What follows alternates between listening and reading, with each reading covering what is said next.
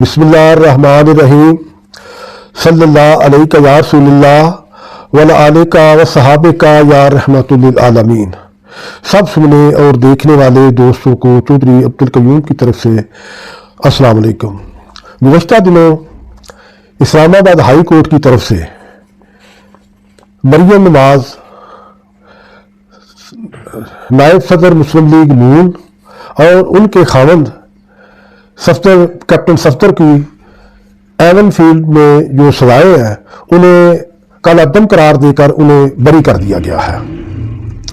یہ فیصلہ ان کی اپیلوں پر 4 سال بعد ہوا ہے۔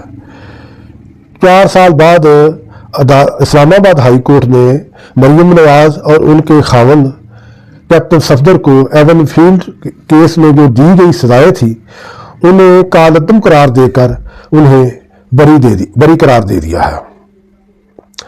اب اس سے 2-3 دن پہلے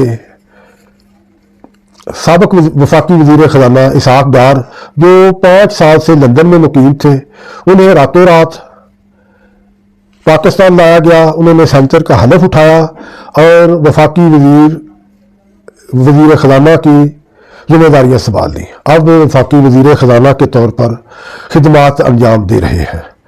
اس طرح یہ جو اسحاق ڈار ہے اس کی سزائیں کا بھی کوئی پتہ نہیں چلا کہ وہ سزائیں کہاں گئی، وہ فیصلے کہاں گئے، وہ ان کی سزاؤں کا کیا بنا، انہیں کس قانون اور آئین کے تحت واپس لایا گیا اور کس طریقے سے انہیں وفاقی وزیر بنا دیا گیا۔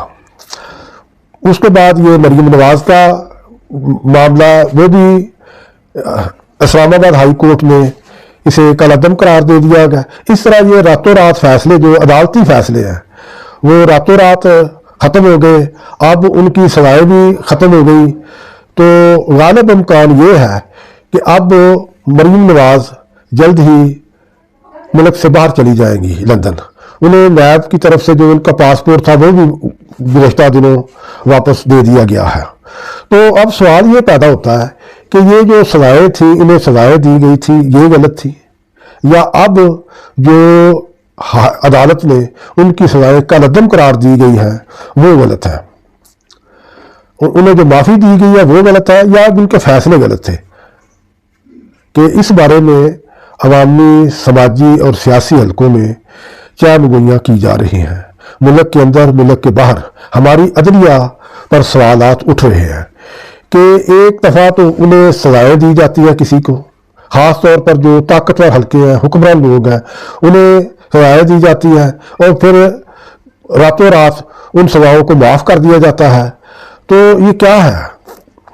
وہ جو ان کو سزائیں دی جاتی ہے وہ غلط فیصلہ ہوتا ہے، یا جو انہیں معافی دی جاتی ہے یہ غلط فیصلہ ہوتا ہے؟ اس بارے میں کھلے عام ہر جگہ بحث چل رہی ہے۔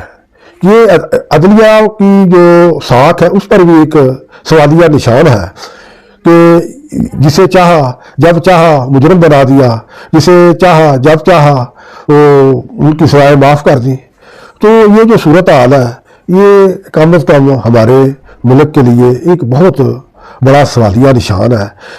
یہ کوئی اچھی بات نہیں کہ آپ اپنے سیاسی مفادات کے لیے سزائیں دیں اور اپنی سیاسی مفادات کے لیے سزائیں معاف بھی کر دیں۔ اس میں کسی قانون کا، کسی آئین کی، کسی اصول کی، کسی اخلاق کی پاسداری نہیں کی جاتی۔ تو یہ کوئی ملک تو نہیں ہے نا، یہ کوئی قانون تو نہیں ہے۔ یہ کسی جنگل میں بھی اس طرح کا قانون نہیں ہوتا جس طرح ہمارے پاکستان میں قانون کی دھجیاں اڑائی جا رہی ہیں، اخلاق کو پس پش ڈالا جا رہا ہے، کوئی اصول، کوئی ضابطہ نہیں ہے۔ تو کیا اب یہ سوال یہ پیدا کہ یہ سب کچھ جو ہو رہا ہے یہ کس حد تک ملک کے حق میں ہے، کس حد تک ہماری عدالتوں کے حق میں ہے، کس حد تک ہماری سیاست کے حق میں ہے، یہ کیا ہماری جمہوریت کے حق میں ہے کہ طاقتور حلقوں کے لیے قانون ہو رہا ہے، ایک عام آدمی کو سزا ہوتی ہے وہ اس کی اپیل ہی نہیں 25-25 سال 30-30 سال سامنے آتی ہے، عدالتوں میں وہ نہیں لگتی، انہیں سنا نہیں جاتا، ان پر فیصلہ نہیں ہوتا. جو غریب آدمی ہے وہ فیصلہ عدالت سے فیصلہ لینے کے لیے عمریں گزار دیتے ہیں، وہ اس دنیا سے گزر جاتے ہیں، لیکن ان کی عدالتوں میں فیصلہ نہیں ہوتا. یہ کیا ہے؟ کم از کم جو عدالت ہے، عدلیہ ہے، اس کو تو آزاد ہونا چاہیے. کہ وہ حضرت علی رضی اللہ تعالیٰ عنہ کا قول ہے کہ ظلم کا معاشرہ تو چل سکتا ہے لیکن ناانصافی کا معاشرہ نہیں چل سکتا. تو یہ ہمارے ملک میں قانون کا جو مذاق اڑایا وہ آخری حدوں کو پہنچ رہا ہے. عدالتوں کو کلیئر کرنا چاہیے کہ یہ جو ہو رہا ہے یہ صحیح ہے، ان کے پہلے فیصلے صحیح تھے یا جو اب وہ کر رہے ہیں وہ صحیح ہیں، پہلے فیصلے غلط تھے یا اب جو فیصلے کر رہے ہیں غلط ہے. اس بارے میں عدلیہ ہی کچھ کہہ سکتے. میں تو کوئی قانون کو اتنا جانتا نہیں، لیکن عام آدمی سوال کرتا ہے کہ یہ عدلیہ میں اس طرح کے مذاق کیوں ہو رہے ہیں. کم از کم عدلیہ، اعلیٰ عدلیہ اس چیز کا نوٹس لے، دنیا میں رسوائی اور مذاق بننے سے بچا جائے. زیادہ اس لیے نہیں بات کی جا سکتی کہ شاید ہم ہی نہ کسی عدلیہ کی زد میں آ جائیں ہیں. ہم تو کمزور لوگ ہیں، لیکن اوپر اللہ تو کمزور نہیں ہے، وہ تو دیکھ رہا ہے کہ نیچے قانون کے نام پر، آئین کے نام پر، عدلیہ کے نام پر کیا ہو رہا ہے.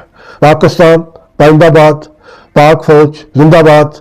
السلام علیکم.